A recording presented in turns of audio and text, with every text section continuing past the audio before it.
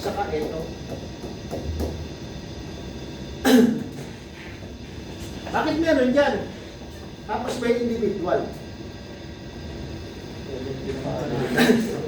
Yung offset nyo rito, sir, is para sa lahat. Ibig sabihin, pag naglagay ako ng 1 dito, sir, okay, lahat yan may plus 1. Hindi dito lalabas yan. Ibig sabihin, kapag ako may plus 1 dito, so ang offset ko sa number 1, 2. Okay? Pag dito meron na akong minus 1, ang offset ko sa 2 ay wala, 0. Kasi 1 minus 1. Okay, so ganun yun, sir, no? Meron tayong offset for all at individual offset. Okay? Yung tinatawag natin, sir, na mean adjustment, ang ino-offset niyan is eto. Kasi, dadagdagin niya lahat yan, itataas niya, or ibababa niya lahat. Okay? So, saan yan makikita? Dun sa ating auto-tuning. Okay? Ito yung ating set point. Order, set point. Ito yung actual. Sabihin natin na ito ay 137. Ilan ang deviation natin? 4. Okay? Ito yung manual na nilagay natin. Okay? So, ibig sabihin, meron tayong offset. Kunwari, no, maglagay ako dito ng 1.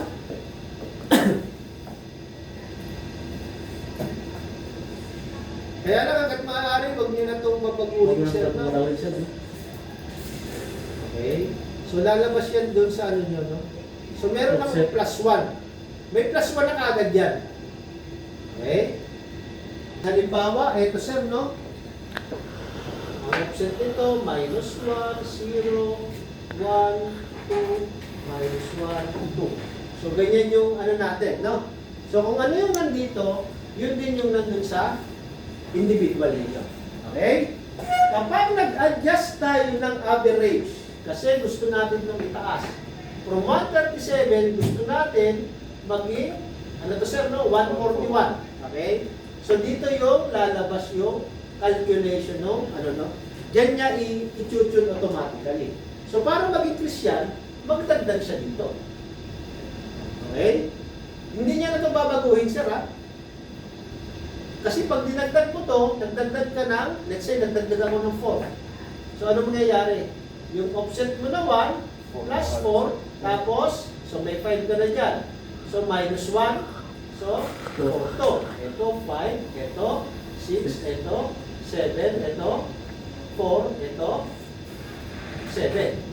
Okay? So, yun yung totoo niyang offset. Pero, hindi mo makikita tong value na to, no? Kwinenta niya lang yan. So, kaya yung individual dito, sir, ganun pa rin yung makikita mo.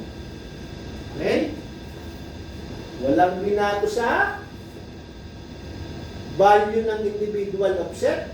Ang gagawin niya, lahat to dadagdagan niya para umangat. Ngayon, kung unbalance yung makina mo, sir, kung ganyan yung engine mo, at yung computer ay nag-mean adjustment, tinaasan niya yung average, hindi yun magbabalance, sir, ha? Tataasan niya lang yung average. Ganyan pa rin yung itsura ng graph ninyo. Hindi pa rin pantay. Kasi nag-plus 5 lang naman siya sa lahat, eh. Nag-plus 2 lang naman siya sa lahat, eh. So, ganun pa rin yun. Okay? Kasi yung iba, akala is automatic magbabalance. Okay? Yung ating tinatawag na mean adjustment is nangyayari lang yan doon sa continuous auto-tuning. Okay, ito yun, sir, no? Yan. So, anong ginagawa niyan? Mean adjustment lang to, sir. Ha? Hindi ito nagbabalance. Okay? So, kung continuous running kayo, adjustment lang ng average yan. Tataasan niya lang to or bababaan yung actual ninyo. Sir, pag sinabi bang continuous, every 1 hour ba yan nagko-correct? Time-based ba siya, sir? Hindi, sir, no? Deviation-based yan. Pag lumaki lang yung deviation, saka lang yan mag-tuning.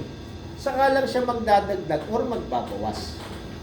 Sabihin na natin na ang deviation is plus or minus 3.5. Okay, ayun yung pag nag-yellow, no? Usually kasi pag nagdilaw, hindi lalo na pag nagkulay pula. Yung dito nyo, no?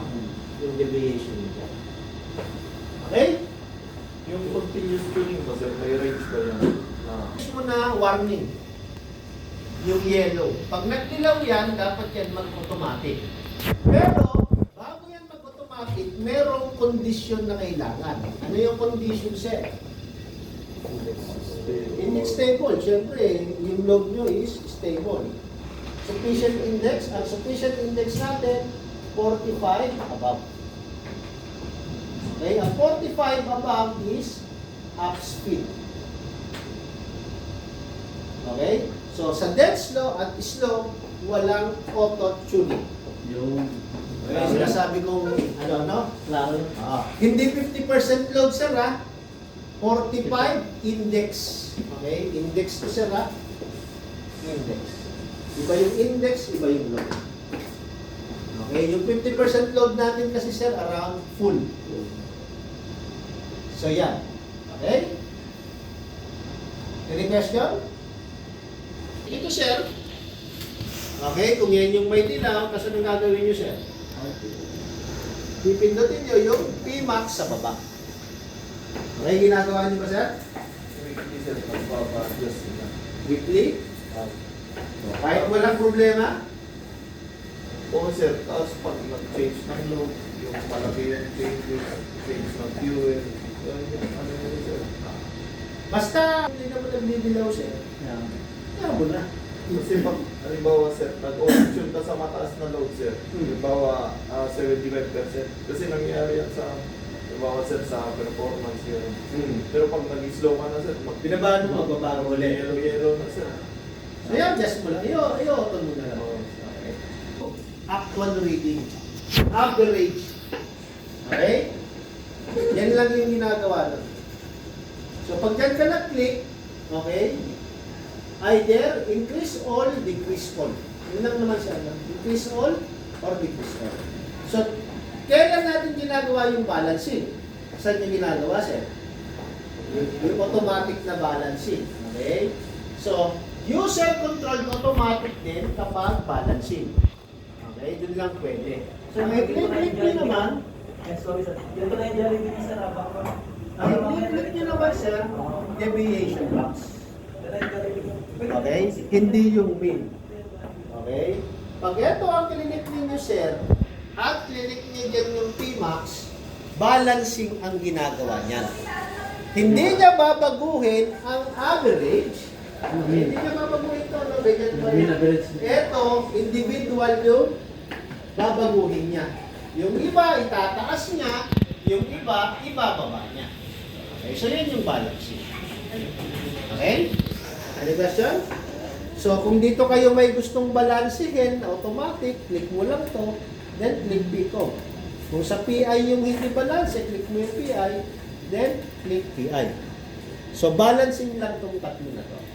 So, okay? Balancing, May nasakyan ako sa mean adjustment. auto-tuning. Sa Tena.